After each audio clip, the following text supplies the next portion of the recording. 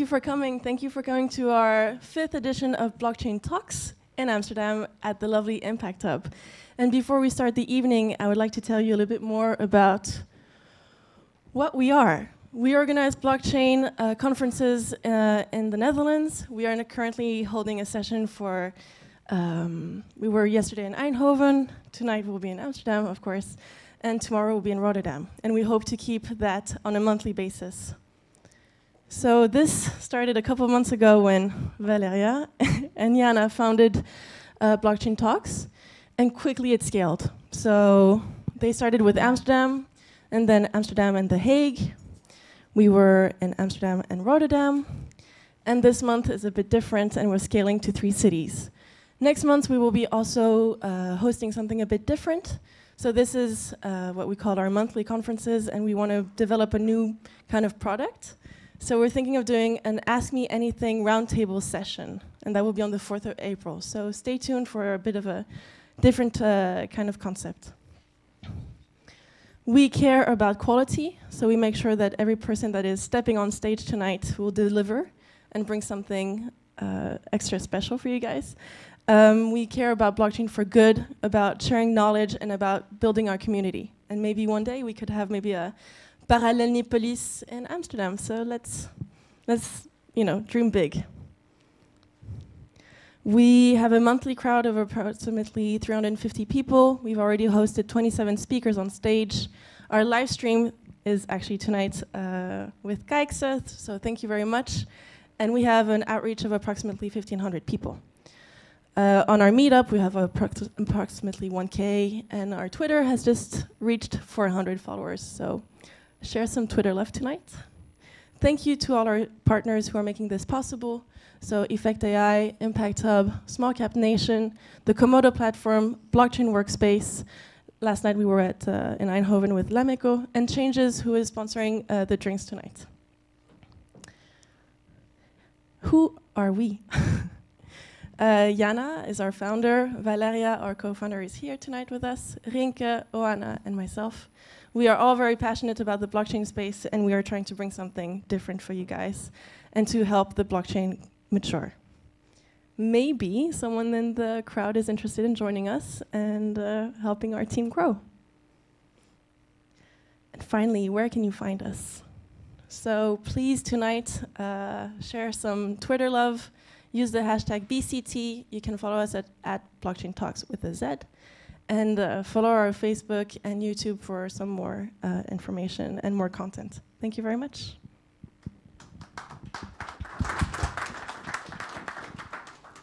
Thank you very much, Eleanor, for sharing our story. Now we can kickstart the night with our first speaker. Hem van Kan is the founder of Blockchain Workspace and Blockchain Bird.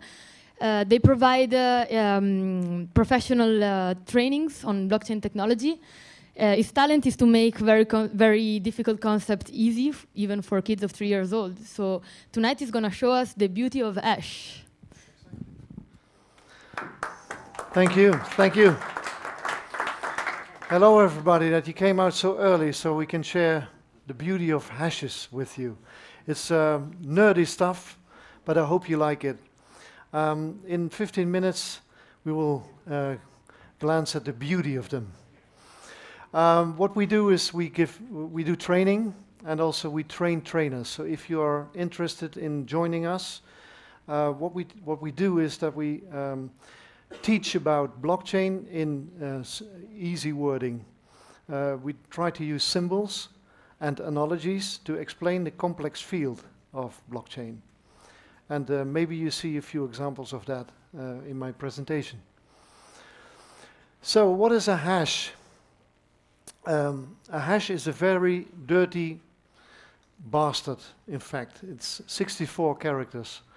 But it's a proof of any amount of data. And that can be one character, or that could be a whole hard drive. A hash consists of, hashing consists of 2 parts. It's data, the dirty bastard that I just mentioned, and also a program that is open source. That's the hashing function. And why does it need to be open source? You can trust it. Why do you trust it? Because you can see it. Sorry? Because you can see it. You see it. Because you can see it. Is there any other reason why it's open source? With many eyes, eliminates the possibility of an error within the code. That's true. That's true too. So the open source, many eyes make bugs shallow. Everyone can verify. Everyone can verify. We can hash the function itself. We can hash the hash function. Enough nerdy stuff. Let's go over what blockchain, what the essence of blockchains is. Blockchains are a coincidental invention. It was made purposely by to be an e-payment system. But when they took out the engine, it appeared to be applicable in many areas. And the reason for that is that we use the op return field. You can forget about that if you're not into Bitcoin. Let me first ask a question. Who owns Bitcoin in this? Okay. Who's here for the first time ever on a blockchain meetup? Okay. Thank you. So yeah, exactly. Thank you for coming out. So then I can confront you with the only thing a blockchain can do right away. And so you might never forget that anymore. The only thing you can do with the blockchain is to put a certain proof in the blockchain that is time-stamped. You make a timestamp. You say, I know this proof now, today, so that I can verify it in the future. That's the only thing a blockchain can do. There is nothing on the blockchain. If people say to you, we put the real estate on the blockchain, we put the medical file on the blockchain, that's all bullshit. The only thing they put on the blockchain is maybe a proof of some data at some instance.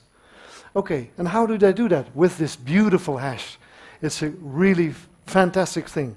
Look at it here, the beauty of it. There you've got it. This is a very famous hash. It's another hash, you see.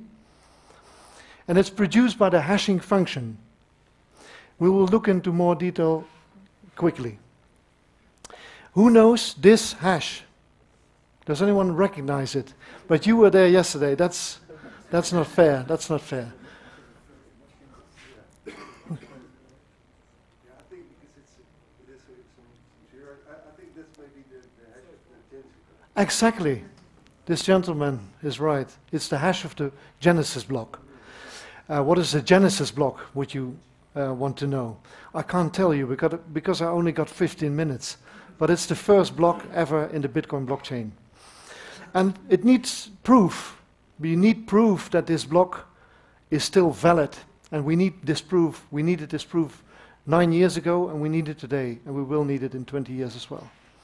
Which is a different story. But what we can do is fingerprint, timestamp, so we can verify it later, that it's exactly the same fingerprint. And that is one of the beauties of a hash.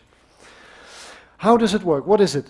So you go to any open source hash calculator, and we use SHA-256 for this example. Why? Because it's heavily used in Bitcoin and in many blockchains. So we could use the letter A. You see it here, just on the side of the screen. And it produces this hash. It will produce this hash today, it will produce this hash in 20 years, and it produced this hash 20 years ago. And that's really beautiful, because we have now a way to verify the proof. Who knows this text? I think many people might recognize the text. Okay, thank you. So Martin Luther King, if he had a blockchain available back then and he knew that it was a very great speech, it was a great speech back then, he could have produced this hash to prove that he invented this speech. So this speech is a total different hash. You see? It's not even close to the other one here. See that? Why is that? Why is the hash different? Sorry? Exactly, there's a full stop missing on the end. You see this little tiny prick here? It's missing. That's the only thing that's missing. And what happens here is that there is resulting a totally different hash. And that's beautiful. We need that very bad. We need that very badly. Because we want to have, in one eye contact, we want to see that somebody tampered with the content. He took the dot away. And why do I tell you this? Because if you really understand the true meaning of technology, it might work in a positive way for you. And if you don't, you might have a problem. So I told you about the function. This is the function. Don't bother too much about it. Just wanted to show you that cryptographers have invented this a long time ago. It's heavily used, heavily tested, and it really works. Only quantum computers will try to break it in the future, and if they do, no worries, we will invent another SHA algorithm. Yeah? So don't worry, don't listen to the people that are trying to break with quantum computers a SHA. They will eventually, but we will run forward. This is the wrap-up of the beauty of a hash.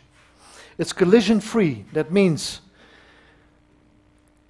if you have one hash of 64 characters, there is no second source that could produce that hash. So there's always one single source that produced that hash. And that you would say, well, no, I will try to find some source that produces exactly the same hash, but that's impossible. And I can't explain you now why, but it is. The second thing is it hides. And what that means is that you can't find any source data from the hash itself.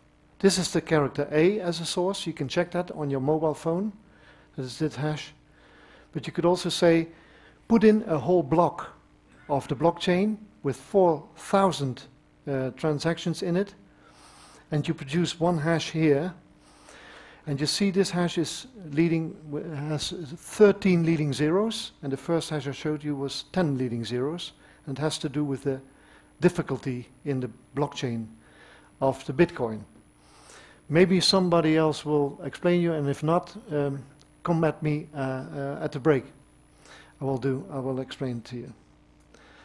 So what happens here is that you can put in any data and it will be hidden by its hash.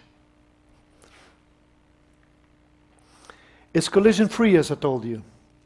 So, and it's also a message digest. You could most probably think of this woman talking a lot a whole night, but the end result is that she's happy.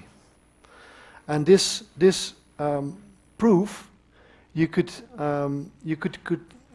attach that conclusion to the proof and say she was happy. If you want to listen to the whole story, use the proof and find out about the content. How that works is we take the whole block, in this case block 210,000, we produce the hash and we check it now. So we can check it because it's on the blockchain, we check it now, and if we do that, it is exactly the same hash. And we know that not a single byte will be different from that source here. So it's verified. And that's the only reason why we use blockchains, because we can verify data by its hash. Feature 2 is hiding. It's a double commitment. And you have to give me the amount of Valerie. How much time do you have left? 5 minutes. Sorry? 5 minutes. Okay, good. I'm doing great in that perspective. So what we have here is a seal, more or less a seal. So it's a two-way commitment. Why it's not a one-way commitment? Because you receive the proof of the hash. Why is it a two-way commitment? Could anyone give me a hint? Or did you fall asleep by so much nerdy stuff? No one dares why it's a two-way commitment?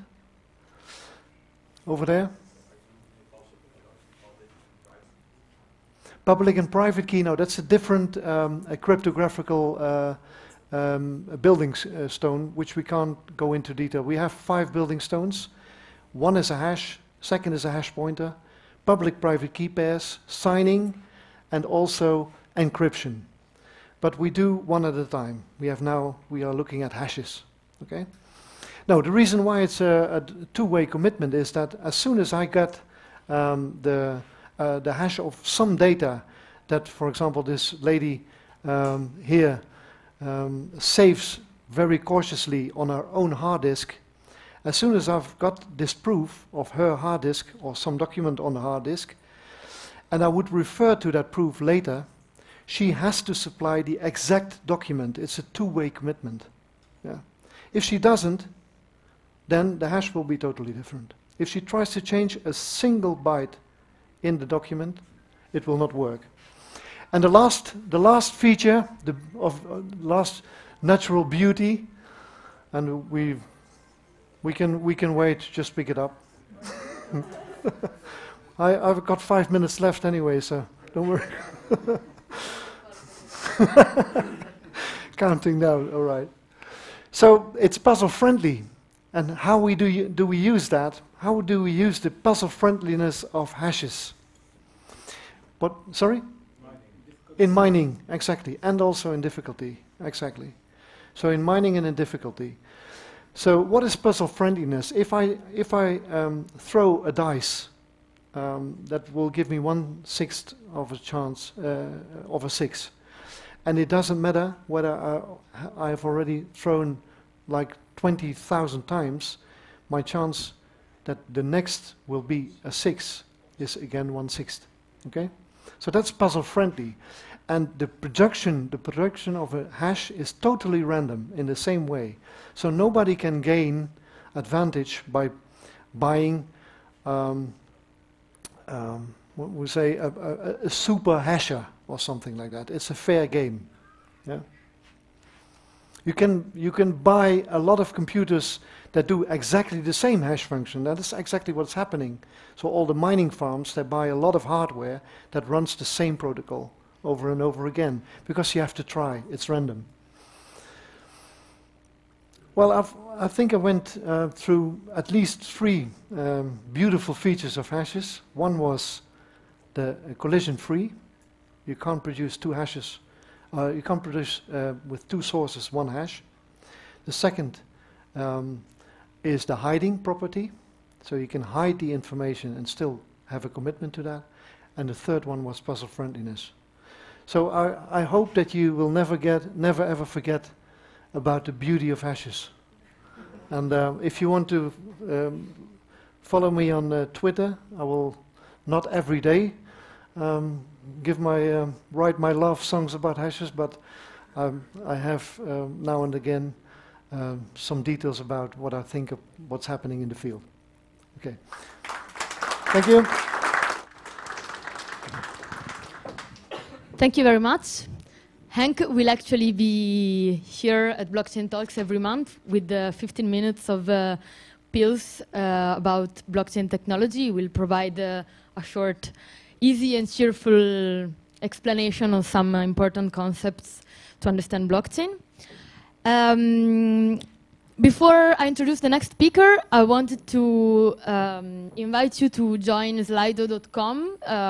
You go on slido.com and insert the code, and you can post your questions. I really appreciate if you raise your hands and directly make a question, but if you're shy or if the speaker is presenting, and it's also easier for for people who are following on live stream to follow what is happening in the room, having questions here. So feel free to submit. Our next speaker, I'm very proud to introduce him. Last October, me and Jana, the co-founder of Blockchain Talks, we went to the Internet of Agreement conference in London, organized by Materium, which is a project led by Vinay Gupta.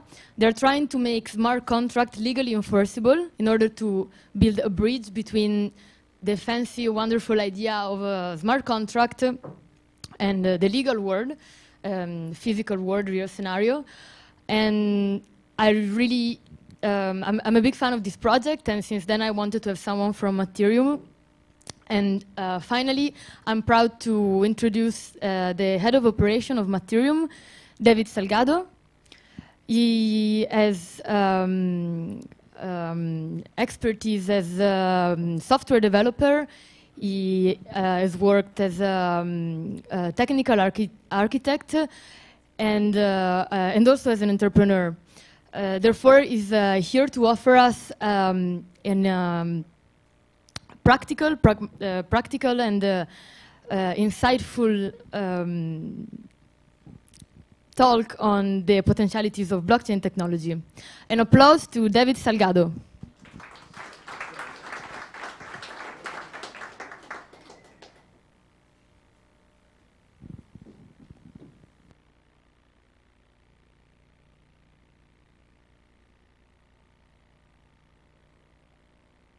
Okay, sorry about that. Minor technical problems there. So, first of all, thank you very much for the opportunity to come and speak tonight. My name is David Salgado, as Valeria said, head of operations at Ethereum, and I will try and build on what Valeria said about what it is that we do, but I'll do that towards the end of the presentation because it kind of needs a bit of build-up. Technical by background, developer, technical architect, been CTO at a couple of startups, and I've been a blockchain enthusiast for a couple of years. So I'm glad that I didn't decide to do the what is a blockchain, how it works presentation, because when Henk asked who was at their first blockchain meetup, hardly anybody put their hand up, so we've all seen loads of those. But I would like to spend a little bit of time talking about what makes them special. What are the characteristics of a blockchain? And this isn't a definition, this is just some of the important features that most blockchains tend to share. And the first is immutability. So a blockchain is a database that has immutable history. Once you've written to the ledger, you can't undo that. You can't delete it, you can't update it. You can append new transactions to the ledger, you can read what's already there, that's it. It's got digital signatures built in. So this isn't an identity layer, but it's a good proxy for identity, usually. So you have to sign every transaction that you write to the ledger, and you can be confident that if the signatures match, then two ledger entries were written by the same entity. It's actually not quite that clear, but it's a reasonable rule of thumb. There's usually a degree of programmability built in. You can do something other than just write to the ledger. And finally, and most interestingly, there is a fair solution to the consensus problem. And that's something I want to dig into in a little bit more detail. So, distributed consensus is about everybody agreeing who did what and when. And for us, that's easy. We have a shared objective reality. We all agree what happened and in what order. But that's not the case for distributed computer systems. Sorry, I think my mic's falling off. If you're a computer, you only have access to your own inputs and outputs, and that's particularly problematic for a company server which is locked inside the company's little information bubble. It cares about its own events. It doesn't care about anybody else's events. So it then becomes very hard in a distributed system to know what order events happened in, and that can matter because if you are, let's say, running an auction system, it's really important to know which bid arrived before the other bid. If you have a market with rapidly changing prices, you need to know, did I buy my stuff before the price changed or afterwards? And the answer to that question makes a big difference. And so what that means is, in a distributed information system, the decision maker, the person or the entity that decides on the order of things, has some power. And traditionally, or in practice, there are three main solutions to how we actually solve this problem. And the first solution is kind of cheating. It's saying, okay, we have a distributed system, but we're actually going to centralize this ordering function. And that's what you tend to find in stock exchanges, for example. And so we end up with high-frequency traders, companies who will pay hundreds of millions of dollars to get their computers into buildings that are just a little bit closer to the central exchange, so that even though the transactions are traveling at the speed of light, the fact that they have a few meters less to get to the exchange and back gives companies enough of an advantage that it's worth paying this huge amount of money. And so in this solution to the problem, you have a central node, and the central node essentially has all the power. You can influence the outcome of the system. Now, another approach to this is the approach that Google take, which is to spend an awful lot of time and money and effort building a system that is clever enough to figure out what happened when. And what I mean by that is Google have these data centers all over the world, and in each one of these, they have an atomic clock that runs at insane accuracy. And they've spent a lot of time and effort and money very carefully measuring the time it takes information to travel between locations, such that if, let's say, you are editing a Google document and you're collaborating with somebody on the other side of the world, and you're both typing away, Google can work out who pressed which key first, even if the packets that represent those bits of information arrive out of sequence at the data center. And that's great. And that works really well for Google, who can afford to build this stuff and run it. So rather than having a centralized node, we still have a centralized entity in control of the consensus system. But it's who owns the synchronization system. And the other major problem with this as a solution is it's incredibly expensive. So if you're not Google, too bad, you probably can't afford to do it. And then we have blockchains. Now, blockchains take a completely different approach to this. And the way this works is that you still centralize the decision about which transactions go into block, but you keep moving the center. So every single block on, let's say, the Bitcoin blockchain is assembled by a randomly selected node on the distributed network. And this gives you a very interesting set of properties, because we now, for the first time, have an affordable, extremely trustworthy solution to consensus. But anybody can play. You can't realistically control this aspect of the Bitcoin network. You can pay a lot of money and run an awful lot of nodes, and you get to more of the time than other people control which transactions go into the block, but that isn't really necessarily that useful. You can't control everything all the time in the way that you can if you have a central node, for example. So what that means is you get these properties of uncensorability.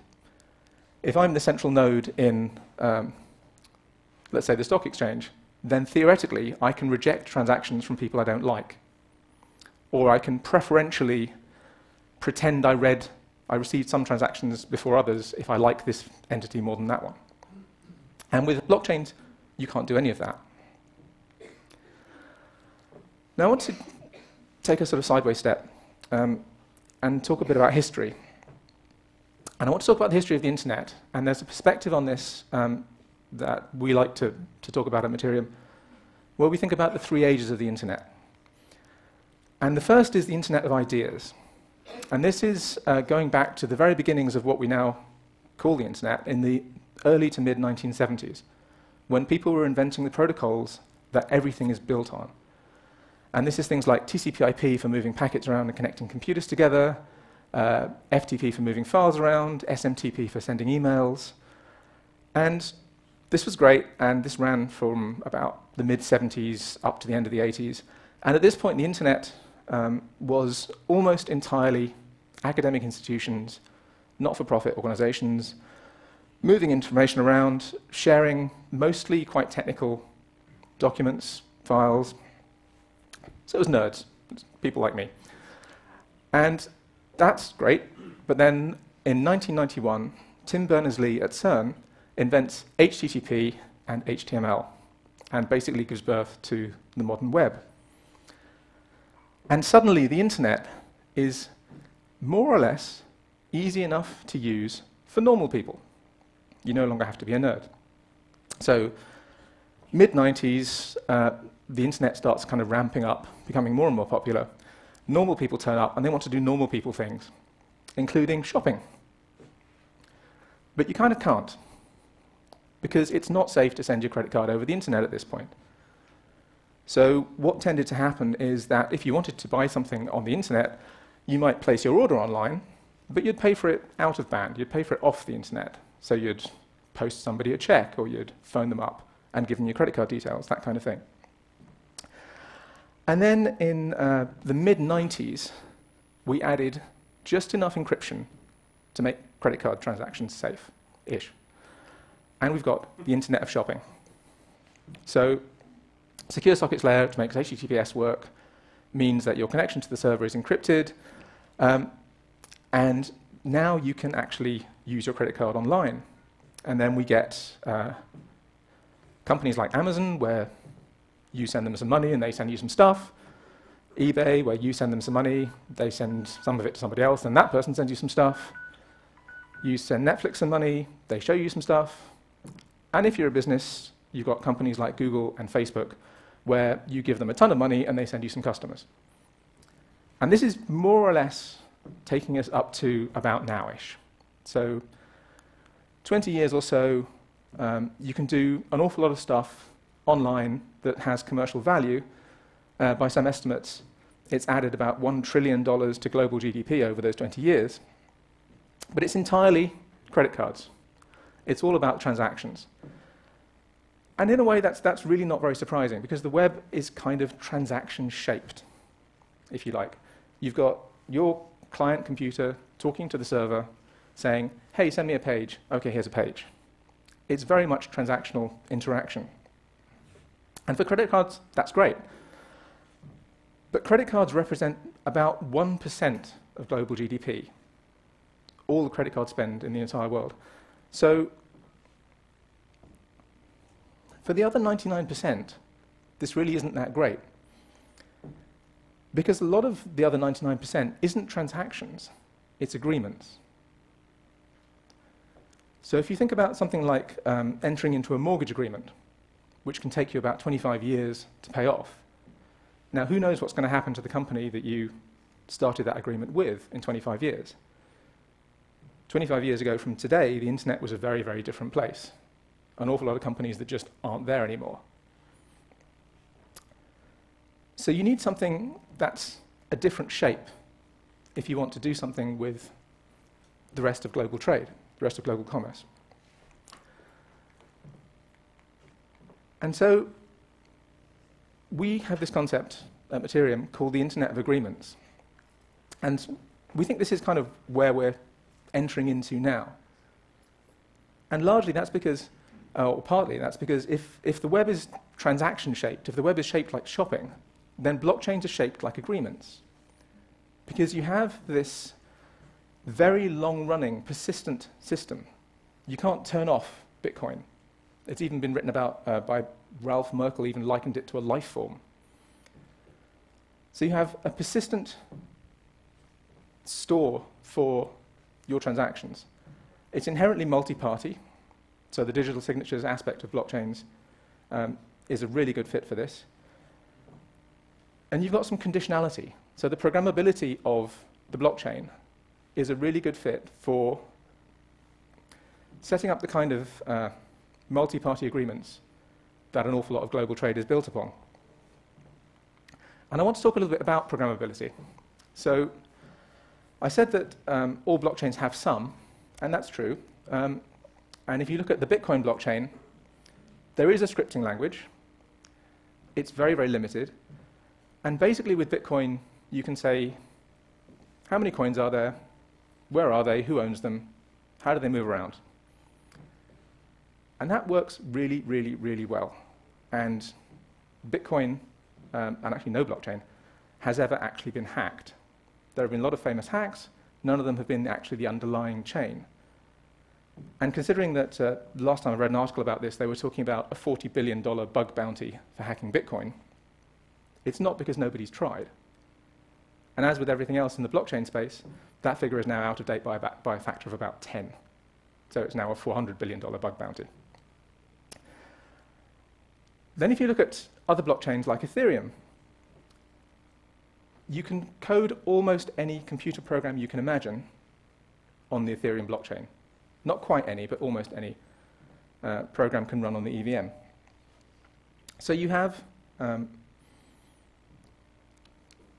blockchains storing huge amounts of values and the ability to write a program, huge amount of value, sorry, and the ability to write a program that will, scary microphone stuff. Sorry about this. Nah, it's fine, it should be all right. Just let me know if I cut out and go silent, because that would be embarrassing. So you can write programs that move money around. Now, we call these programs smart contracts, which is a terrible name, because they're neither smart nor are they contracts, but we're stuck with it. These tend to be usually relatively small bits of code that you store on the blockchain itself that can do all sorts of things. They can store data on the blockchain, they can move tokens around, like I said, more or less anything. Now, trouble with software programs is they have bugs. And in the space of internet programming, web application programming, we kind of don't care. So Facebook famously had this phrase, move fast and break things. And you can get away with that when you're writing a web application. So you write the application, you deploy it, there's a problem, your website's down for a couple of hours, you frantically code up a fix, you deploy that, everything comes back up, everybody's happy. And that's great. Smart contracts don't work like that. So not only can you not update the smart contract once you've written it, but a single mistake on a smart contract can have the effect of moving or losing millions of dollars of value. And this isn't theoretical. So in 2015, when we had the DAO, which was like the first famous really high-profile smart contract that went massively wrong, somebody stole, I think at the time it was about $135 worth of Ether. God knows what that's worth now. Then you had other famous high-profile hacks have been things like the Parity multi-sig wallet, where they had a bug where anybody could take ownership of your wallet, so somebody did, and they stole $6 million, and then a bunch of white hat hackers had to go and hack it and deliberately steal the rest preemptively and then give it back to people so that other people didn't. And then they released a new version of the contract, which hilariously had another bug, where somebody managed to accidentally kill the entire thing and lock up, I think at the time, about $125 million. So smart contracts require very different engineering practices to the sort of move fast and break things approach we take on the web. This isn't writing web applications. This is more like writing the software for a space mission. One mistake, everything crashes and burns, and the whole project is toast. So things need to change. And they need to change if we want to unlock the potential that we talked about for blockchains to revolutionize global trade. Because you can think of a contract as a set of promises and obligations. We come to an agreement that says, I promise to do this, and if I do that, then you're obliged to do this. I promise to sell you my house, you're obliged to give me a bunch of money. And that's great. Obviously, physical property doesn't fit onto a blockchain. You can only put certain things on a blockchain. But one of those is a contract. You can absolutely put a contract on a blockchain. We've talked about the standards of software engineering you need to have if you want to do that kind of thing. And the other piece of this puzzle is dispute resolution. Because let's say we did enter into an agreement and I sell you my house on the blockchain and you pay me in Bitcoin. And then I say thank you very much and I refuse to move out. So you then take your smart contract to your lawyer, to the judge, and say, hey, look, I got this smart contract. It says, here's where it says transfer funds, and I did that bit, and here's where it says relinquish ownership, and he did that bit. So why can't I move into this house? And the judge is going to look at this and go, smart what? Bitcoin what? Now that isn't true. There is a process by which courts will figure out how to understand things they don't understand yet, they'll bring in experts, the other side will bring in their experts. This all kind of works, but it's incredibly expensive and it's incredibly slow. And we need a way to solve this. But fortunately, blockchain companies are not the only situation in which you get these complicated legal disputes. So, maritime law, for example, if you have a container ship taking TVs from Shenzhen to Brazil, and the ship's flying a Panamanian flag, but it's actually owned by a consortium out of Greece, whose members live in the UK and Dubai and Amsterdam, and it's in port in Cape Town, and there's a problem and it sinks. Big legal mess, who sues whom, under which country's law. And trying to figure that out would be ridiculous. It's a nightmare. So we don't do it like that. Instead, we use alternative dispute resolution systems. Now, this is where this is really being iffy. This is where I have to be very careful, because the newest member of Materium is a fantastic Dutch lawyer who's in the audience tonight, and she's going to give me a really hard time if I get any of this stuff wrong. So, arbitration, and to an extent this applies to some of the other alternative dispute resolution systems, arbitration is kind of like having a synthetic jurisdiction. So we can enter into an agreement and we'll say that for the purposes of this agreement, we'll build our own legal system. We'll say, okay, we have this contract, and if anything goes wrong, we will resolve it under UK law. And we'll set the seat of arbitration in Hong Kong. And we'll choose arbitrators like this, or we could say we'll choose these specific people, because we know that they understand the problem domain that this contract relates to. And so you have an arbitration panel, and they understand exactly what the house sale blockchain dispute thing means, and they say, okay, right, here's the rules, you now have to do this. And then you think, okay, well, I don't really care, that's not my country's legal system, why do I have to do what you tell me? And this is where this is where the a legal instrument called the 1958 New York Convention comes in. And this, as you might guess, was signed in 1958 in New York, and there are currently 157 countries who are signatories to this. And there are about 195 countries in the world, so that's a pretty good hit rate. And what the convention says is, if you come to my country's legal system with a valid arbitration order from one of these binding arbitration panels, we will enforce it. So in the situation where I've sold you my house on the blockchain and refused to leave, if that contract had been entered into in this way, with binding arbitration, you'd go to an arbitrator who would understand what selling your house on a blockchain actually means, and they'd go, hey, you have to move out. And you could then take that that arbitral order to the court in wherever I happen to live, which in my case is London, and they would go, oh, right, okay, valid arbitral order, right, and they will apply force to make me comply, which is what legal systems do at the end of the day. It's the valid application of force. So this sounds great, and on the one hand we've got blockchains for global trade, on the other hand we have this thing that we think could work as a dispute resolution mechanism. So how do you tie these two things together? Now, the chief scientist at Materium is a man called Dr. Ian Grigg, who in the 1990s came up with the concept of a Ricardian contract. And there's a history behind the name that I won't get into. And a Ricardian contract combines computer code and legal code, and it ties it together with hash fingerprints, like everything else on the blockchain. And it allows the legal system to understand what it is that the blockchain is doing and how that relates to assets, physical property, whatever. Which means it extends the power of the blockchain to all sorts of other kinds of assets.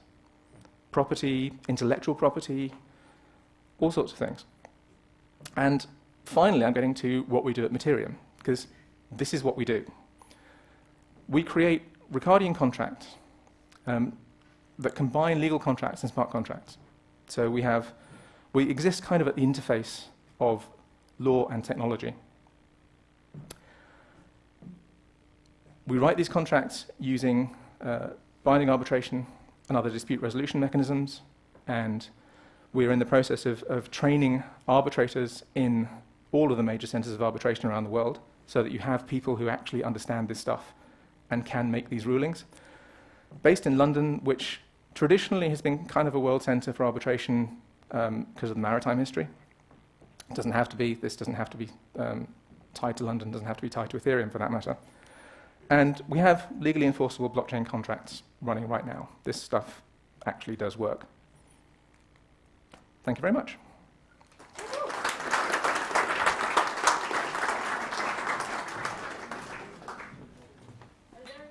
Very good, thank you.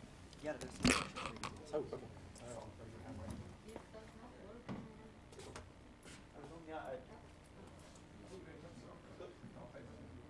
Yeah, if there are any. Yes, so you said very nice thing that a quote I like is that writing smart contracts is like writing software for a space mission. It goes wrong, it crashes and burns. Okay, hello. It's better. Yeah. So I was intrigued by your nice quote about smart contracts writing is like writing software for space missions, and if it goes wrong, everything crashes and burns. And I would like to know from you if there's any progress on that. Like, can you, for instance, in a way, test if a smart contract is well written, or if there's might be an error in it? Yeah, absolutely. I mean, is this on? Yes, it is on. Yes is the short answer. You absolutely can. So there are lots of software practices that you can put into place to absolutely minimize the chance that your contract doesn't do what you think it's going to do.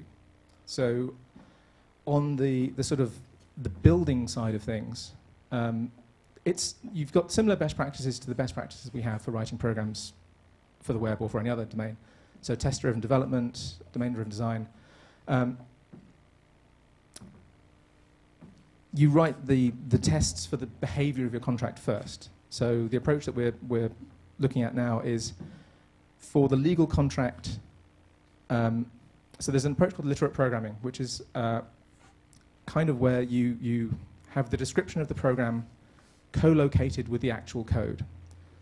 And the approach we're looking at to do that kind of thing is to have contract clauses, and then in the same file above those would be the definitions of the tests that you expect to pass if that contract has been correctly encoded in your contract. And that's great for confirming what it is that your contract does. Does my contract do the thing that I think it does? Which is part of the problem, but it's not all of the problem, because the other side of the problem is, does my contract not do things I don't want it to do?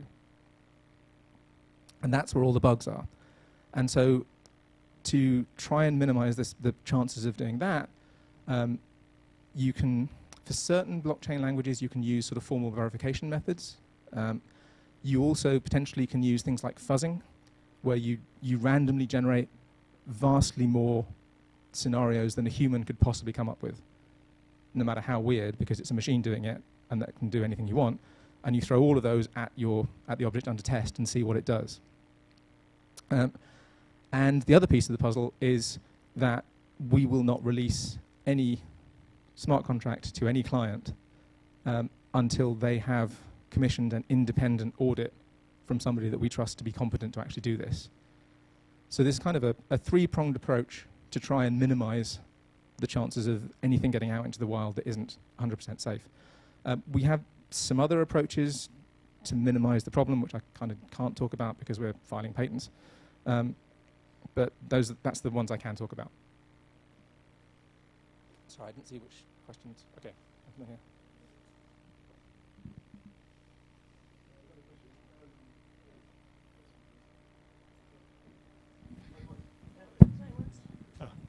Hi there. How do you handle identity? Because I'm so glad you asked me that. identity, it's either it's on the blockchain. Yeah. And what do the legal guys think of that? and you need it in order to enforce the contract, I presume. Yes. Okay. We think it's a mess. Is what we think of identity on the blockchain. It's a hugely complicated and misunderstood area, and it's one of the fundamental underpinnings of all of this stuff. So we really kind of need to get that right. And one of the reasons I'm glad you asked me about that is we're actually organizing a conference in April, which is the third Internet of Agreements conference focusing entirely on identity. And an approach that, that we're interested in this area is something that our CEO, Vinay Gupta, describes as bash it flat until it looks like money. And what we mean by that is, I'm not talking about legal identity. So the degree to which your nation state has to make you verify that you are who they think you are is a kind of a separate thing. But in commercial terms, you can think about identity as a kind of risk.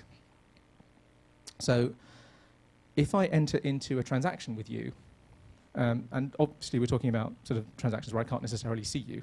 I mean, you know, we're right here, but on the blockchain, in the digital realm, I probably can't. You're probably miles away. So you can think about identity risk rather than identity as an absolute concept. And so if I'm entering into a transaction with somebody on the internet, what I really want to protect myself against is the risk that they're not actually a Nigerian prince. And that's a quantifiable risk. And it's an insurable risk. So an approach that we're looking at is identity insurance. So I have a long-standing relationship with my insurer. They are pretty confident they know who I am. They're so confident they're willing to put money on the barrelhead and say, yep, we're pretty sure this person is who they say they are. Which means that if you enter into a contractual arrangement, you're protected against me not being who I say I am, because if it turns out that I'm not who I say I am, you get paid by somebody whose job it is to make darn sure that they know who I am. So this is an approach that we're talking about right now. It's not a full solution to the identity problem, but for commercial purposes, it could have a lot of merit. Last question, maybe? Thanks for the nice presentation and explaining the concept. You said in one of your last slides that you're running contracts now. Can you disclose maybe some information about what kind of companies are already into doing this kind of new stuff? In vague and general terms, yes. So the thing that you can download and play with is our proof of concept app called EtherCam. And EtherCam is a photography app with built-in contracts for licensing the intellectual property rights of the works that you create with it. The kinds of companies who are using our services, sorry, there isn't that much I can talk about. Investment funds are very interested. And yeah, that really is kind of the only thing I can kind of say. I'm sorry about that. It's all a bit commercially sensitive. If you ask me in a month, we'll have more stuff launched and we can talk about it and make a big noise about it on our website. So I think we're kind of out of time. Thank you. Thank you very much. Very interesting. We talked about identity. We actually turned into data protection. In a couple of months, the new GDPR is going to be enforced. And identity and data protection, therefore, are really, really hot topics. Our next presentation is from Mitzi Laszlo, who is actually an expert in data ethics. She's also a consultant for the European Commission. And she's a neuroscientist, originally turned an entrepreneur 4 years ago. She founded OWN, which is a tool to protect your data and decide how to manage and how to share your data in a more secure and accurate way that we do now. So, Mitzi Laszlo. It's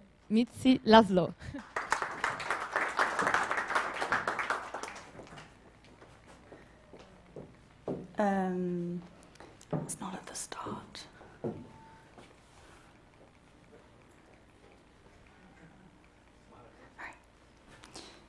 All right. I'm going to talk a little bit about what we're transacting, not the transaction. So my name is Mitzi Laszlo. I was trained as a neuroscientist in King's College London. Then I went to the States to work in a few laboratories on a molecular level before going into the field to a Brazilian epidemiology study funded by the Wellcome Trust. 4 years ago, I came back to Europe because in Brazil I was part of a laboratory that was looking into a cohort study, meaning in the city where we were based, we would track all babies born from life, from birth to death, and see what's correlated to what. And it started in 82, it happened again in 93, 11 years later, 2004, 2015, and we were just 1 year before the new cohort. So with my colleagues, we were looking for the babies, who's pregnant. And it was a different year because I had a smartphone in my pocket for the first time in this study, and so did the participants. But I could not access the data, despite the participants wanting to give it to us for public health. And this frustrated me. This frustrated me enormously because basically it's sitting in American commercial companies using it for marketing, and I, as a public health researcher, cannot use it for social good. So I founded OWN, which I'll be talking about a little bit later. I've been in the commission for several years now. I used to be on the panel for H2020, determining there's a fund of 80 billion, and we talk about what we need to invest in innovation and research, particularly in the health field across Europe. So we make predictions about the future and see where to spend money. And recently I've moved into the ethics department in the commission, so every research project has to be checked to see if we believe that this is a sensible thing to do. And lastly, on Monday, I do a lot of public speaking, and on Monday I started filming with the BBC a series on data ethics for millennials, so yeah, stay tuned, that's going to be a lot of fun. It was filmed in a really incredible location in, I don't know if you watch Netflix, Peaky Blinders, it's that place, it's a big firehouse, it's super cool. So I'm going to talk in 3 parts. First, I'm going to talk to you about the data trading industry. I'm going to bridge about why we need a rethink, and then I'm going to explain to you the alternative model of personal data trading, which we're implementing at OWN. So, part 1. I'm sure you've heard this expression. These are the numbers behind the words. So I want you to focus on 2011. You can see that the majority of the top 5 companies by stock market capitalization are oil companies. 5 years later, we have American data companies, GAFAM. Google, Apple, Facebook, Amazon, and Microsoft have replaced OPEC. But how is Google so rich when all the products are for free? I mean, the maps are just, they're phenomenal. The search engine is fantastic. And Gmail's really changed my relationships. But anybody got any idea of how they're able to provide all these phenomenal tools for free? And then? Very good. So here you are, as a human. You emit data. When I say data, I mean your text messages, your genetics, your family history, your blood type, your supermarket spending, your GPS location, your browsing history, your financial transactions, your steps, and much more. And you give that away to GAFAM when you click accept. So you pay your phone bill, you pay for your phone, but you don't pay for the apps, not in cash money. You pay in data. And of course, these companies need cash money, so they sell advertising space to companies or political parties, the highest bidder, and they use the data to target information to you, and that's worth money, a lot of money. And this has become known as the attention economy. And you may say, I'm not influenced by these crass advertisements. But let me ask you this. How many times a day do you check your phone? Video 1.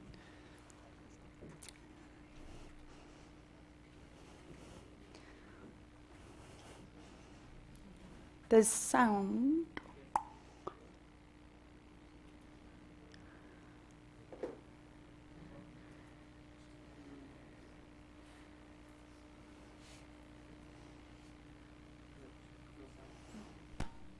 Don't worry, we'll need it for the next one. The point is that, hold on.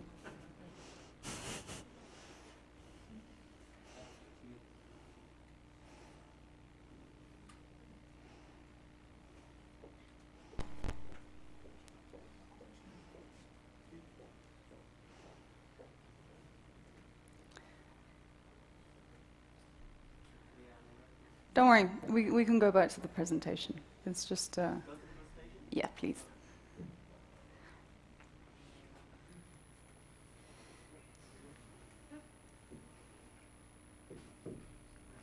The point is that according to Apple, you unlock your phone on average about 80 times every day, and that doesn't include the times that you just quickly check it. We spend more time in front of a screen than we do asleep. And it all starts with a trigger. A pling, a plang, a whistle, the red number, followed by the swipe to unlock, and, of course, the reward. Importantly, irregular. It would be really boring if you put 50 cents into a slot machine and you got 3 apples every time. It needs to be unpredictable to be addictive. And last but not least, you need skin in the game, put data up, a like, a comment, a photo. And that means that we're back to 1. But this time, rather than a pling, a plang, a whistle, or a red number, you're talking about an internal, negative emotion. If you're uncertain, you check Google. If you're bored, you check Facebook. And if you're lonely, you go on Tinder. Now, this is all from their perspective, but what about from my perspective? How much is my data worth? Google, how much would you pay? I'm going to do an auction. Would you pay $1 per year to use Google services? Raise your hand. 2, 5, 10, 15, 20, 25, 30, $40 per year to use Google services, 50, 60, 70, 80, 90. That's about half of the room.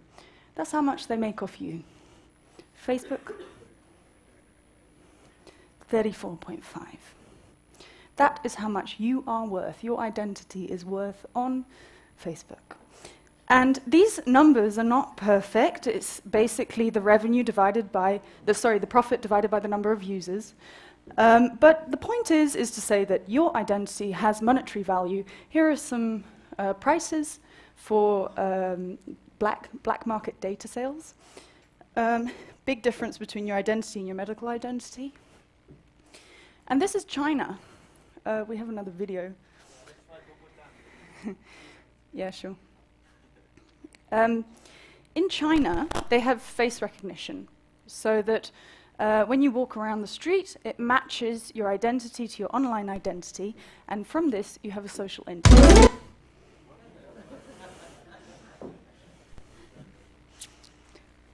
Yeah, it's good. This one doesn't have sound.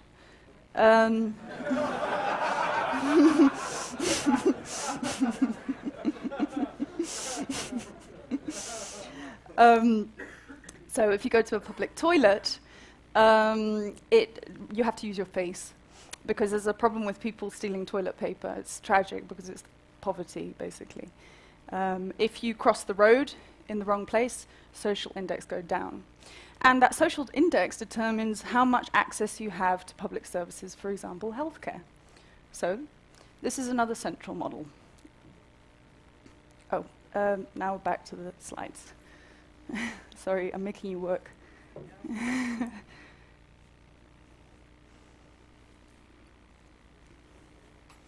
And it's all because we click accept to the terms and conditions. This is a video, but I'm thinking of skipping it. What do you reckon? Yeah? It's a good video.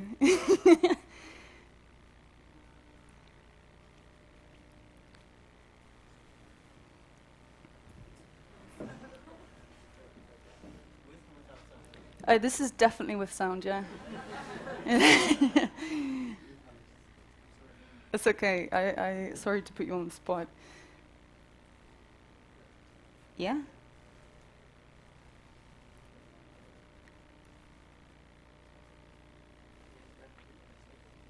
Sorry? Okay. The point is that it was a bunch of people in New York reading out terms and conditions, and they were shocked at what they were. I can send you the video. Basically, we don't read terms and conditions, and we're signing over our life. And this leads me to part 2, why we need a rethink. Firstly, it's about the scale and the influence of the personal data trading industry. It's massive. These are the richest countries, the richest companies in the world are due to this industry. Secondly,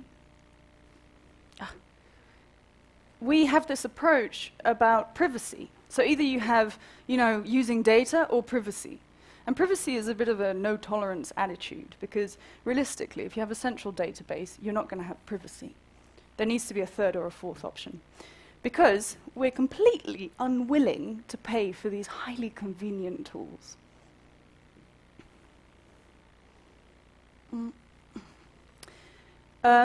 If you put it in the hands of the government, you have the same problem, which is concentration of data, meaning concentration of power. I'm in fact a little bit more concerned about the state having the data, because they have the military might. And if you have the military might and the data, I'm not saying that they will, but they have the perfect ingredients for genocide. And yeah, division of power, old concept. The other thing is that politicians have really got no accountability over the data that they provide. They've got very little public trust.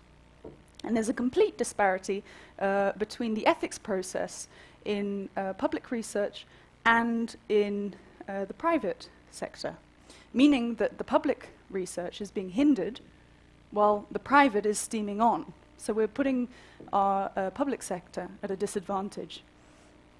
Now, in Amsterdam, I think we have a long history of looking at things how they are and dealing with them. And there are two facts here. One is around value. Our identity is a consumable product, and we need to just look that in the eye and see what we're going to do with it. The second thing is about voice. Other people are deciding what to use your data for. You've lost your voice. So this is why I want to present an alternative model of personal data trading. This is Jennifer Marone. She incorporated herself and started putting her own data on the market for sale. She put herself on sale digitally. So at Own, we do this. It's an app where you log on, you request for your data, and you can transact. You get offers to sell. Technically, there's a white paper called personaldatatrading.com. It's online. It's a framework that gives individuals the ability to own their digital identity and create granular data sharing agreements via the internet. Rather than the current model, which tolerates companies selling personal data for profit, in PDT, individuals would consciously sell their personal data to known parties of their choice and keep the profit. At the core is an effort to decentralize the internet. I want to talk about decentralized. This is why I keep getting connected to blockchain, It's not necessarily a cryptocurrency. It is a currency, and it's online. It's decentralized in the sense that data ownership is decentralized, but there's no need for a token. Money is a token. We can use money. And the reason why we've built this model is because we want more equitable resource distribution. We think people should get a fair share of the money made off their identity, and have a more balanced say in the allocation of global resources. If you can choose who has your data, you give that person the upper hand, because information is power.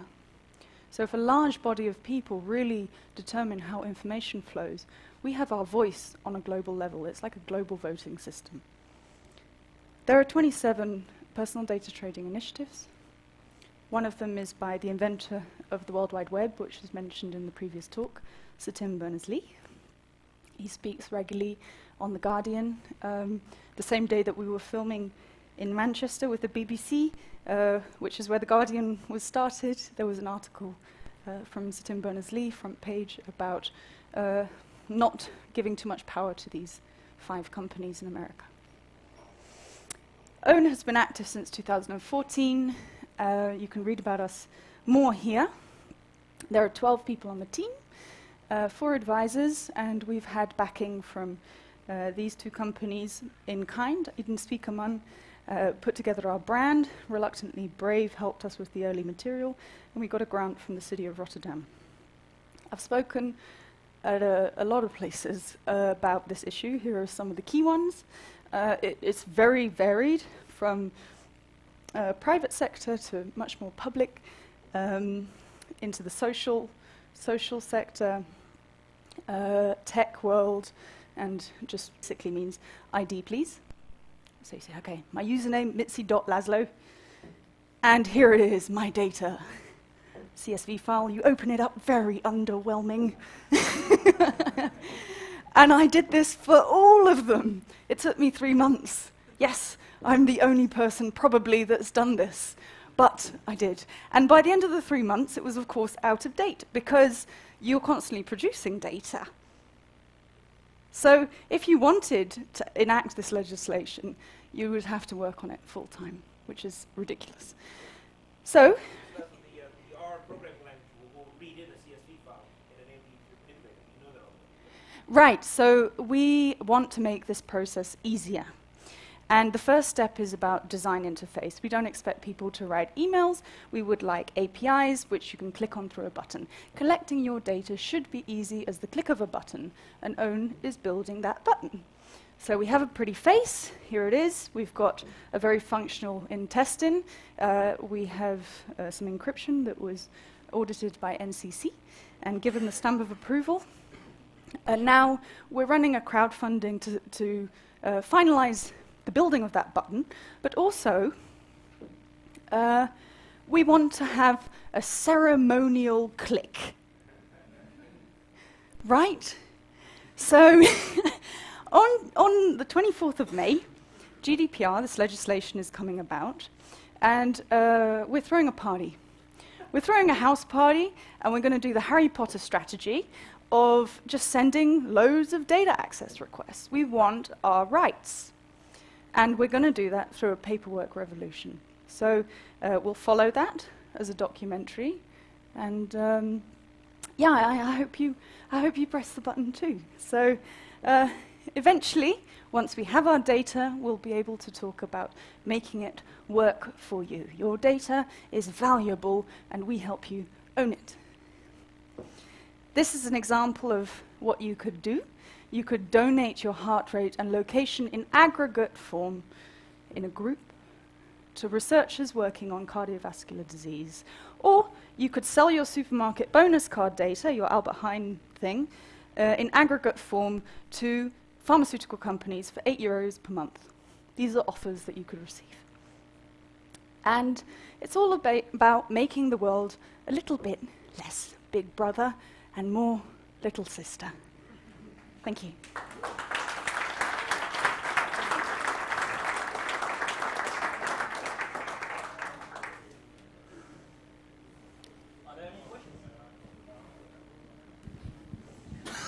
Questions? There.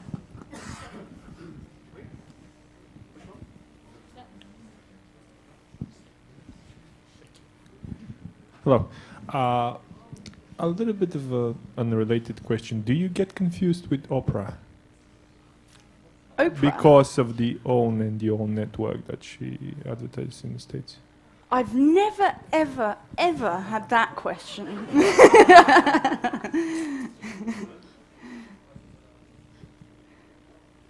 Any other questions? Yeah, go ahead.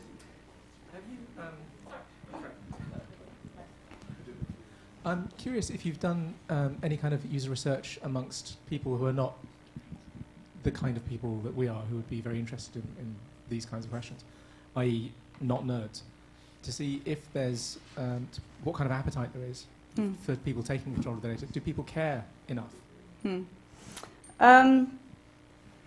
I think, yeah, there's a really good video by Frans de Waal of monkeys, and you have two chimps, and you give one of them a cucumber and the other one a grape. Have you seen this? There we go. Capucine app, thank you.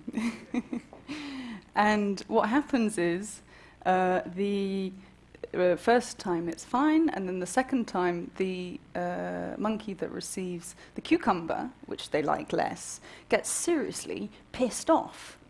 Starts rattling the cage, and just, it's a sense of injustice from a monkey. And I think, you know, that sense is very primal. I think this is really about being shortchanged.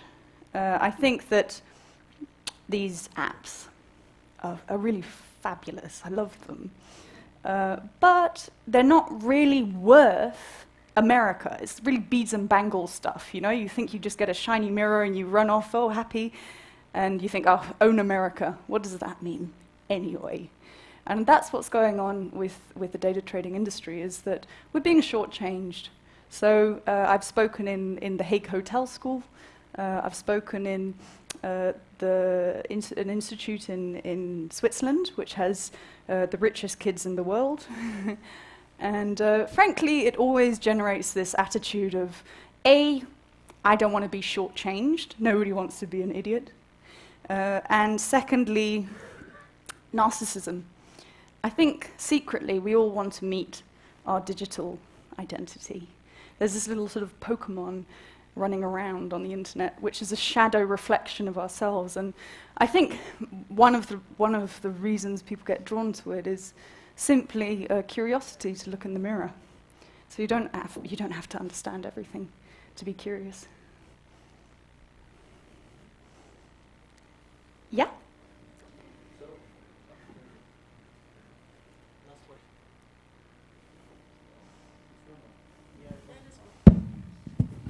Sorry. So, can I ask, where are you going with this? How would you reward people, for instance, for sharing their data, like the other example? Or is this just really awareness that you're creating? Oh, wait, what happened to the whole money thing? I've been talking about money for 20 minutes. You get paid. Right. So, can you elaborate that on a little bit? And is it also possible to be shared in terms of APIs to other people's applications? Of course, you could buy it, yeah. I don't completely get your question. So you have a platform that you reward people for sharing their data? Yeah. Can you elaborate on that a little bit? And is that also, let's say, open to other developers for using it in their application? What would you like me to elaborate on? On the platform. Maybe we'll get to the other point then. I still don't get it, I'm sorry. You want me to explain? How do you reward people that share their data through your platform? You get money. Yeah. So let me just go through the user experience, okay? You have your app, you log on, you click the button to collect your data, and then you get offers like these, right? And you can swipe left or swipe right to activate them. And you get a monthly budget. Yeah. You can also buy it. Of course, it's got a price, because if you tap into the data, then you have to pay the people fairly. We take a slice at Own. That's how we maintain the model. It's not for huge profit, but basically the whole thing needs to be encrypted. We need ethics checks. There are basic infrastructure costs. So yeah, I hope that answers your question. I'm seeing skepticism. Hi. Hey. Whoa. How does the blockchain connect to this? Well, actually, it doesn't. Basically, it's really about decentralization, and I think we do have blockchain technology for the transactions, but it's not essential because basically the token is cash versus data. So we've had blockchain for some time, for several years now, and recently, about a year ago, people really linked us to this idea of blockchain more because it's really popular. And there is a decentralized element to it. What's the decentralized element? Ownership. You own your data. Currently, all the data is owned by companies in America. Okay. So the idea is that Sounds you... good. Yeah, okay, cool. It's close to the concept of self-sovereign identity, which has been developed mainly connected to identity management through blockchain. There are similar solutions to yours that use blockchain technology, in fact. True, and there's like 5 initiatives which claim to do personal data trading, but I think that the critical thing is where actually is your personal data? And of course the transactions can be distributed through a ledger, but ultimately the raw data needs to be somewhere, Medium changes. Okay, I think that's it. Cool. Go to the next speaker. Thank you very much. Very interesting.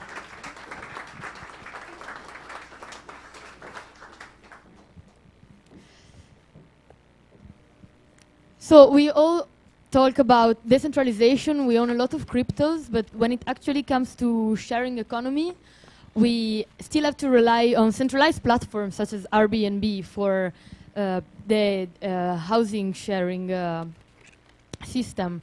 We finally have CryptoCribs, a truly decentralized platform for housing. Erasmus Elsner, the founder, is going to introduce us to CryptoCribs.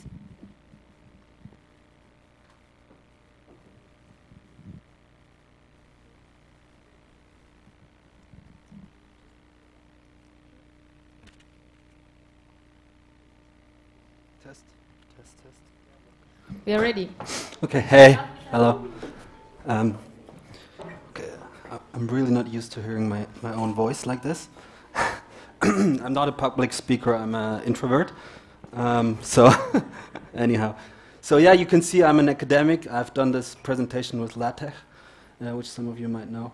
It's not like PowerPoint. So anyhow, so I'm trying to be a tech founder and not become a dick like most other tech founders, and especially people in blockchain.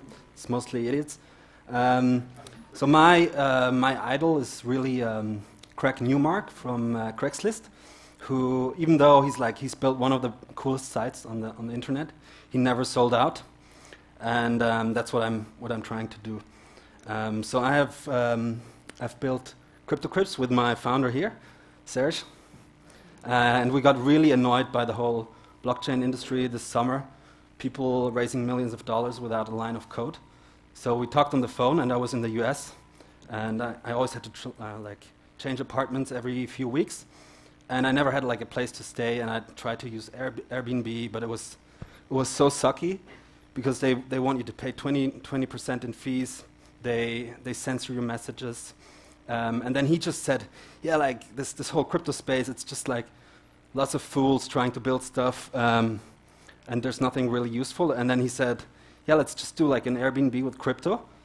And I said, okay, yeah, let's build it. And then then we built it in 4 weeks. And now we're the largest platform for an alternative to Airbnb. But the point is that we've been really closely connected to the core crypto community, the community that existed before it was cool to be in crypto. So we have a lot of support from people, and just now we got like another email from a guy who just offered to work for 10 hours for the next 3 months for free, just to support us. So we're trying to be an open company basically. So the last time I was in Amsterdam, I stayed with this guy, Pascal, and I paid with Ether. So it's basically like Airbnb, but you pay with crypto. And we're working on a decentralized reputation system, basically. I'll explain about this a little bit later. This is Manuel. I think a friend of Manuel is here. If he could raise his hand. Yeah. That's Manuel. He's my community leader here in Amsterdam. He couldn't make it tonight, but I met him the last time. This is his place, really nice in Amsterdam. And this is an early version that we built with Vitalik here as the host. And we now have about 1,500 properties all over the world. Here with Mark Andreessen. We basically built the same functionality as Airbnb. And you can pay with, back then you could only pay with Bitcoin and Ethereum. And now you can pay with Bitcoin, Bitcoin Cash, Litecoin, and Ethereum. This was like after 30 days, we already it really exploded across our imagination, and we're now all over the world. And the moment when it really exploded was I think it was it was in January when the Coinbase CEO he tweeted about us. We had I think 450 visitors on our website every second, and it was 2 o'clock in the morning. And he didn't announce it, and the service crashed. And then people started hating on Twitter. Yeah, why isn't it working? And then I totally crashed the service. By the way, I'm sleeping on an air mattress in his place now, that we can always have the service under control. But we're outperforming most of the ICO projects in terms of people actually use it. Like tonight, we have someone staying in San Francisco. We rather be, and we rather want to be scrappy and true to the community. Unless the offer is higher. Yeah. Unless the offer is higher. It's like bendable. Ah, okay. No, it's fine. I think it's fine. Yeah. Yeah. All right. And this is our competition. Yeah. This is like a project, B Token, and they did an ICO with the same idea. You all know everything about ICOs probably. But then, they got fished, and now without having an actual product. And they already lost 1 million for all their user base.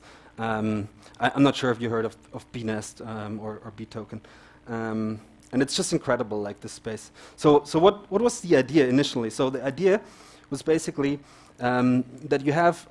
So I really like Craigslist. The first time I went to Amsterdam was in 2006, and that was before Airbnb even existed. And I went on Craigslist, and I tried to find a place to stay which was cheaper than a hotel. And I would message with people, like strangers, and try to find out, okay, are they trustworthy, yes or no? And if you use Craigslist, it's basically, so this is Craigslist here, and these bubbles here are guests, and these are hosts. But every time you go there, it's like you don't know who's that person. Can I trust them? And you basically I had to message back and forth, ask weird questions about is this really your place, and try to find out is this a scam or not. And this was the procedure I did. And in the U.S., most of the apartment sales are still going, or short-term rentals. They still go, or longer-term rentals. They still go through Craigslist. And so this was the initial structure. And then Airbnb basically came along, and what they did was that every time you stay at someone's place, you leave a review. And this created a record, like a ledger. but with information with review data, and through this data, basically you can add color because you know, okay, this node knows this node, and he's written this about this node, so you know this is an actual person, and this is an actual place. So when you show up, this exists, and also you would pay you pay them in advance, and you only get the money.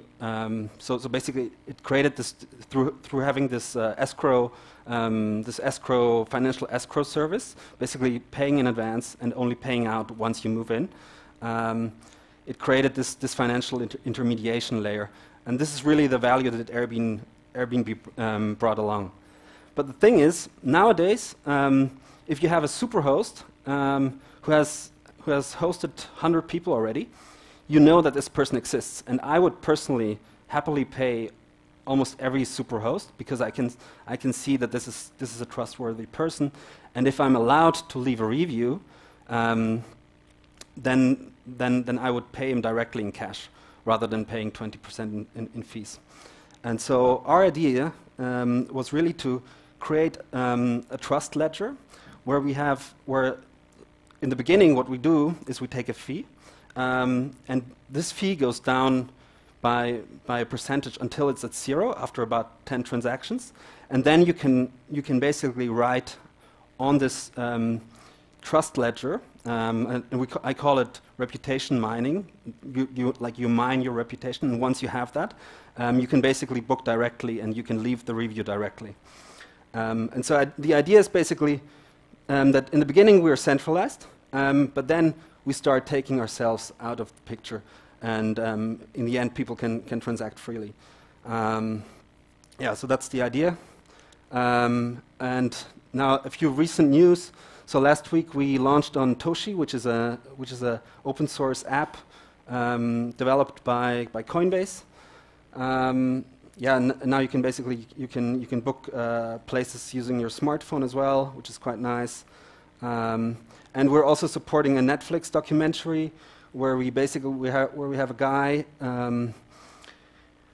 or like he's traveling around the world with 1 Bitcoin, and he started in December. Oh no, he started in September. Yeah, he started in September, which was pretty shitty. Then he in December he thought, okay, like he could travel for more than a year.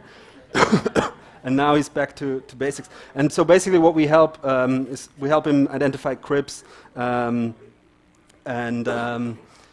basically we try to connect the community because it's a global community. So our king, King Vitalik, if you might remember, he traveled the world through his Bitcoin savings, basically. And he came up through discussing with like hundreds of people across the world, he came up with the Ethereum project, and so this is like we're trying to provide a home for the crypto nomads of this world. Yeah, so this is it. I'd rather answer questions than just speak. Thanks. Yes? No.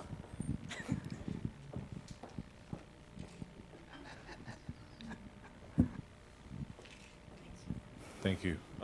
Good presentation.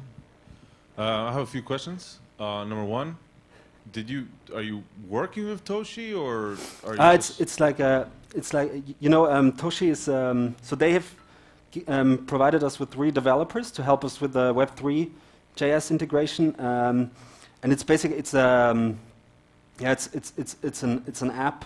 It's an app platform. Like it's going to be like Cypher browser. It's going to be a little bit like the app store for crypto.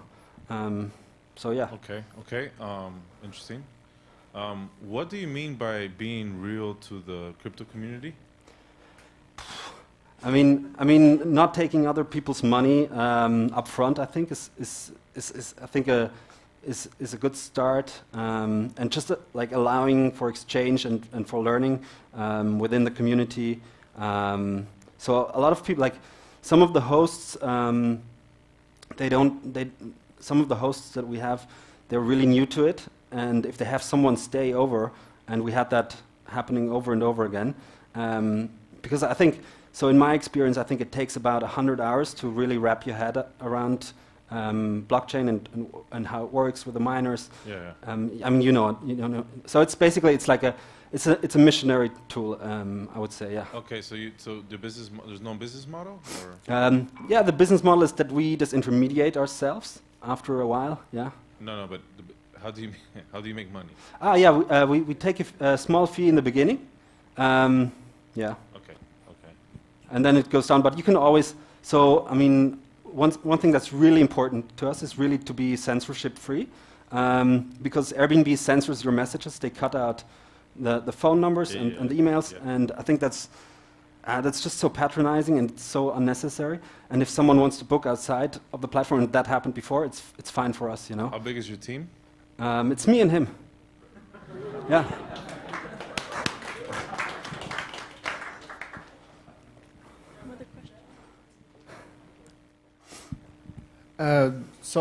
I really like the fact that you're bringing up that you're bringing through to the hacker community. I'm a big supporter of that. Why didn't I see you at the CCC? I can't be everywhere, you know. I'm also doing. But that would be your biggest fan base. Yeah, you know, but I mean, I'm totally overwhelmed by all kinds of commitments anyhow. So I'm also doing a PhD. I have to mention that's my main job. Okay. Okay. Cool. Hi. Thanks for the nice content of the presentation. Just a question. Like you guys said, you took 4 weeks to like deploy and have like a working product. Yeah. So you guys like develop all the contracts, like run your proper Ethereum node, and like have everything in 4 weeks. 2 of you. Am I wrong somewhere? Or? No. I mean, so we took a lot of like for example, if you go here, we got like this is like most of it is like a normal application, because when you talk about decentralization, you always have to think about what is it really like. I mean, what is it really that's decentralized? Yeah. What's stored on the chain? The front end doesn't matter. It's really easy. I mean, the back, the blockchain part. Exactly. But what we're doing at the moment is so we haven't built out the full reputation part now. So we're still working on that. But we have a work in progress version, like an AlphaNet. And also what we have is like the version as it works at the moment is fully functional. So it's basically. Yeah, you send it through to a smart multi-sig smart contract, the Ether, and so that's basically what we did in the first iteration, and just to have like a normal, so it's built on a really modern stack, and that alone took quite a while, but we had to take like, for example, if you look at here, if you look at this is from Airbnb, their open source React calendar part. And it's so buggy that integrating this alone and making this work, it takes a lot of time. And so the last few months we've really spent going through bugs left and right, you know, because only once we started having users we really got the feedback, what's missing, you know, and it takes a lot of iterations. Yeah. I'm sorry to interrupt. Like, do you have like an Ethereum address for every user? Or do you like I don't know, use an intermediate database to centralize, know who sends this to your account, and then you dispatch after? Like, yeah, but basically, so we use to make the payments and payouts. We use the Coinbase API. Okay. Yeah. Yeah. Thanks. Perfect. Have you been approached by no, but they're on the site all the time. And we had like people who applied from their like people working in Airbnb who applied to work for us, because I think it must suck to work for such a large company. In June, Airbnb Yeah, but nothing happened of that. Yeah, nothing. Everybody was like, yeah, okay, yeah. And the choice of using the same format for the page is like sarcastic, or? Yeah, I mean, we had the same font in the beginning. Yeah, and then someone from some Airbnb fan told us that they might sue us, and so we have a really geeky font now. So I think it's actually this is fine to use it's under the open license, the calendar. Yeah. Thank you for this very interesting presentation. My question is sort of related to the very fuzzy situation of cryptocurrencies in regulatory sense and in legal sense. So there's a very fuzzy situation. We first accept that. I was wondering how you inform, or what kind of informing policy do you have if you have to let your users know, the hosts, regarding their responsibilities. I can refer to the responsible hosting page of Airbnb. You can think of that, because the situation, the fuzzy and unclear situation of cryptocurrencies, we don't even know what kind of rules they are subject to in different jurisdictions, in different countries. You are doing a very global work. And what kind of approach do you have? So I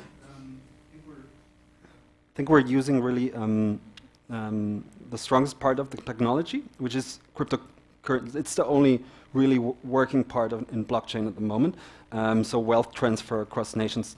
And when Airbnb started out, they had to establish banking relationships in 80 different countries. And by using Bitcoin or cryptocurrencies, this is basically cut out. And for a long time, it wasn't even clear whether this is a currency or what is it even. And now we have, like, in the US, we know like house tax treatment, for example. So this is really subject to. So what we do is we provide the hosts with an account of their payouts, so that they, under their